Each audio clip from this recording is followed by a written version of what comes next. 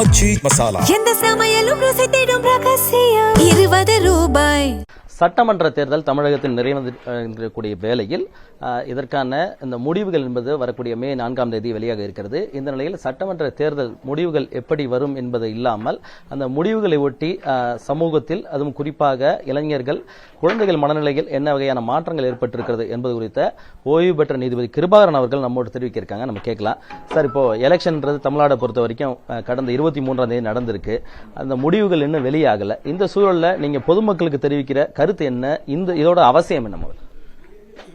அவசியம் என்னவென்றால், நான் ஏற்கனவே சொல்வது போன்ற சோசியல் மீடியாவில் வருகின்ற செய்திகள் எல்லாம் ரொம்பவும் அதிர்ச்சிகரமாக இருக்கிறது. இளைஞர்களும் சில குழந்தைகளும் தங்களுடைய பொலிட்டிக்கல் லீடர்ஸ் தேர்ந்தெடுக்கப்பட வேண்டும், அவர்கள் கட்சி வெற்றி பெற வேண்டும் என்கின்ற ஒரு வெறித்தனமான ஒரு மனநிலையில் இருக்கிறார்கள்.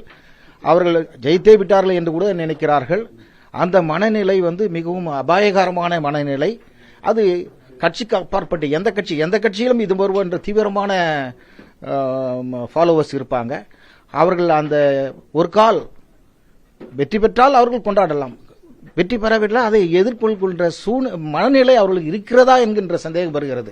சோசியல் மீடியாவில் ஒரு அம்மா இவர் வரவிட்டால் நான் என்னை என்ஜூர் பண்ணிக்குவேன், நான் காயப்படுத்திக்குவேன், இல்லை வேற முடிவுக்கு எடுப்பேன் அப்படிலாம் சொல்றாங்க. இதெல்லாம் அதிர்ச்சிகரமானது. இது வரைக்கும் தமிழகத்தில் ஏற்பட்டு இருந்திருக்கலாம், ஆனால் இந்த சோசியல் மீடியாவினால இப்ப வெளியே வந்திருக்கிறது. ஆகவே அவர்களை நம்ம சரியான வழிகாட்டல் இருக்க வேண்டும். அதற்கு அரசியல் தலைவர்களே வழிகாட்ட வேண்டும், சினிமா நடிகர்கள் வழிகாட்ட வேண்டும். இந்த தேர்தல் காலத்திலே எப்பொழுதும் வெற்றி தோல்வி சகஜம். வெற்றி இருந்தால் கொண்டாடணும், தோல்வி இருந்தால் சரியான எடுத்துக்கொள்ள வேண்டும். அடுத்த எலெக்ஷன் நாம் வெற்றி பெறலாம் என்று எடுத்துக்கொண்டு சகஜமான வாழ்க்கைக்கு செல்ல வேண்டும். அது அந்த எலெக்ஷனுடைய ரிசல்ட்டை வைத்து தன்னுடைய குடும்பத்தை பாதிக்கிற அளவுக்கோ தன்னுடைய உடல்நிலை பாதிக்கிற அளவுக்கோ எந்த முடிவும் எடுக்கக்கூடாது. சார், இப்போ இதுக்கு முன்னாடி தமிழகத்தில் தேர்தல்கள் நடைபெற்றிருக்கிறது. வெற்றி தோல்விகள் எல்லாருக்குமே மாறி மாறி கிடைச்சிருக்கு. ஆனா இந்த வகையான ஒரு பெரிய அளவுல சமூக அளவுல மனநிலை மாற்றம் இல்ல பாதிப்புகள்ன்றது இதுவரை கேள்விப்படாததா இருக்கு. இந்த ஆண்டு இவ்வளவு ஒரு முக்கியத்துவமா நீங்க சொல்ற அளவுக்கு பலரும் எடுத்து சொல்ற அளவுக்கான நிலை எங்க இருந்து உருவாயிருக்கு? இல்லைங்க, அதுக்கு காரணம் இந்த சோசியல் மீடியா தான் சொல்வேன்.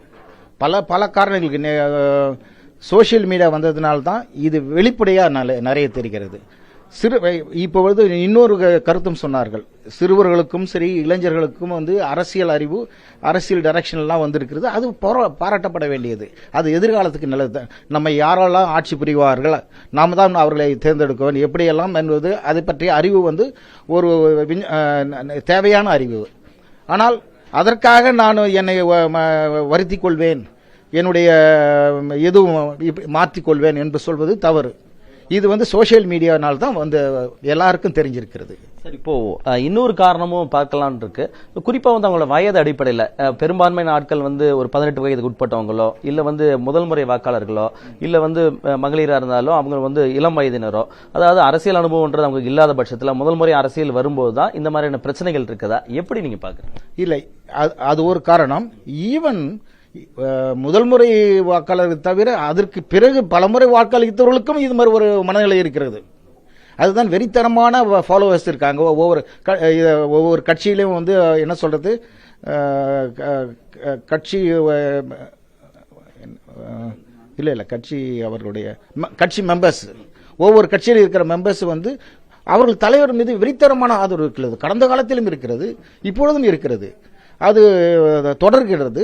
இது சோசியல் மீடியாவினால வெளியே வந்திருக்கிறது. அதுதான் என்ன சார், இப்போ இதுக்கு என்ன நீங்க சொல்லக்கூடிய விவரங்கள் என்ன? குறிப்பா அவங்களுக்கு எடுத்து வைக்கக்கூடிய அவங்க மாற்றா வேற என்ன பண்ணணும்னு நினைக்கிறீங்க? வேற யாரெல்லாம் இதுக்கு இன்னும் விழிப்புணர்வு ஏற்படுத்தணும்? நான் ஏற்கனவே சொல்றது போல விழிப்புணர்வு ஏற்படுத்த வேண்டியது அரசியல் தலைவர்கள். இந்த எலெக்ஷன் கவுண்டிங் டேஸ்க்கு முன்னால அவர்கள் ஒரு அறிக்கை விட்டு இந்த எலெக்ஷன் ரிசல்ட் ஜனநாயகத்தில் எல்லாரும் வெற்றி பெற முடியாது, எல்லாரும் தோல்வி, யாராவது ஒருவர் தான் வெற்றி பெற முடியும். ஆகவே வெற்றி பெற்றால் நாம் கொண்டாடுவோம், இல்லை என்றால் அது அடுத்த எலெக்ஷனில் நாம் நம்முடைய வெற்றிக்கு பாடுபடுவோம் என்று எடுத்துக்கொள்ளக்கூடிய மனநிலையை நாம் உருவாக்கிக் கொள்வோம் என்று அவர்கள் சொல்ல வேண்டும். அதே போன்று நம்முடைய நடிகர்கள் சொன்னால் எப்பொழுதுமே ஒரு அப்பீல் இருக்கும், அவர்களும் சொல்ல வேண்டும். இது மாதிரி வெற்றி தோல்வி சகஜம், இதை தோல்வியையும் வெற்றிக்கு இணையாக சகஜமாக எடுத்துக்கொள்ள மனநிலையை உருவாக்கி கொள்ள வேண்டும் என்று அவர்கள் சொல்ல வேண்டும். அதே போன்று ஓய்வு பெற்ற நீதிபதிகள் இருக்கிறார்கள், சமூக செயற்பாட்டாளர்கள், அவர்களெல்லாம் அறிக்கை வெளியிடலாம். தேவைப்பட்டால் குடும்ப உறுப்பினர்கள் அவர்களுடைய குழந்தைகளுடைய மனநிலை அறிந்து மருத்துவ உதவி கூட பெற வேண்டும். இந்த மாதிரியான தமிழகத்தில் சட்டமன்ற தேர்தல் இந்த முடிவுகள் வெளியாகுவதற்கு முன்பாக ஓய்வு பெற்ற நீதிபதி அவர்கள் கிருபாகரன் அவர்கள் இந்த முடிவுகளை எப்படி எடுத்துக்கொள்ள வேண்டும், குறிப்பாக குழந்தைகளும் இளைஞர்களும் ஏன் மகளிரும் இந்த முடிவுகளை எப்படியெல்லாம் பார்க்க வேண்டும், அதேபோல சகஜ நிலைக்கு எப்படி திரும்ப வேண்டும் என்பது குறித்த பல்வேறு விவரங்களை நம்மோடு பகிர்ந்திருக்கிறார். புதிய தலைமுறைக்காக ஒளிப்பதிவாளர் மகேஷுடன் சுரேஷ்குமார். எந்த சமையலும் ருசி தேடும் ரகசியம் 20 ரூபாய்.